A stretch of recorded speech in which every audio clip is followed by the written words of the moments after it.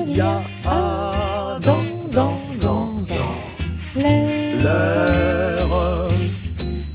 de l'IA,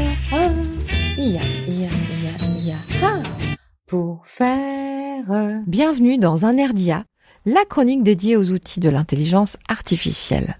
Cette semaine, nous questionnons le sujet de l'IA au boulot et plus particulièrement celui de la prise de décision en entreprise. Et cette première question est pour vous, Gaëtan Godis.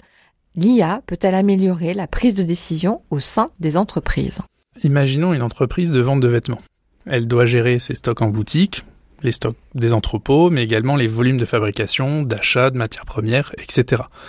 Il faut qu'elle soit capable de vendre et surtout de ne pas avoir de rupture en point de vente, parce que sinon le client ira ailleurs.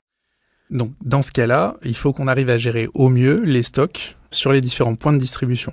Eh bien, les modèles d'IA, aujourd'hui, ils sont plus performants que les modèles statistiques qu'on pouvait utiliser avant pour gérer ces niveaux de stock en temps réel et prédire les cas de rupture. Et alors, vous parlez également d'IA prédictive. Mais c'est quoi une IA prédictive ?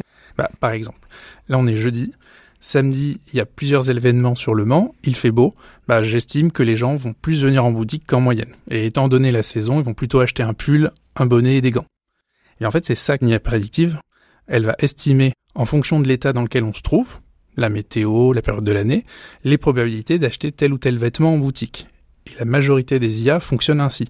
Et c'est la probabilité qui sert ensuite à prendre des décisions, comme vérifier les stocks de bonnets avant samedi.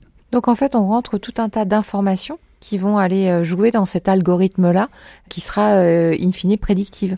C'est ça, on va essayer d'estimer comme le ferait un humain, mais on va automatiser. Et alors l'IA peut-elle aider à identifier des tendances émergentes, des opportunités de marché que par exemple les méthodes traditionnelles pourraient louper ? Par exemple, sur les réseaux sociaux, les gens vont se mettre à commenter ou partager plus que d'habitude par rapport à un nouveau style ou à une série.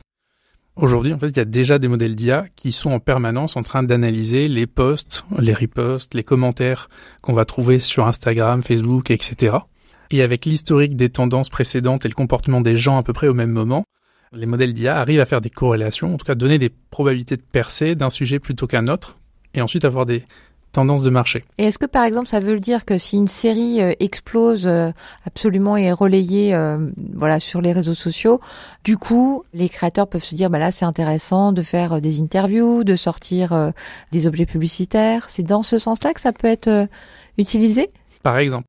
Mais l'IA, en fait, elle va plutôt aider à anticiper des tendances pour être plus réactif. Elle va pas beaucoup changer les méthodes traditionnelles qu'on avait.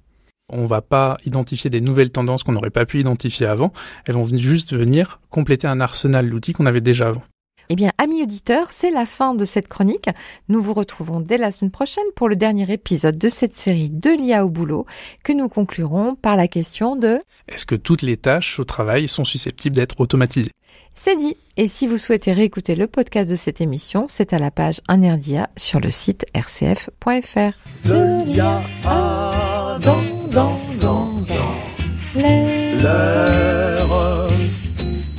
de l'IA, IA, pour faire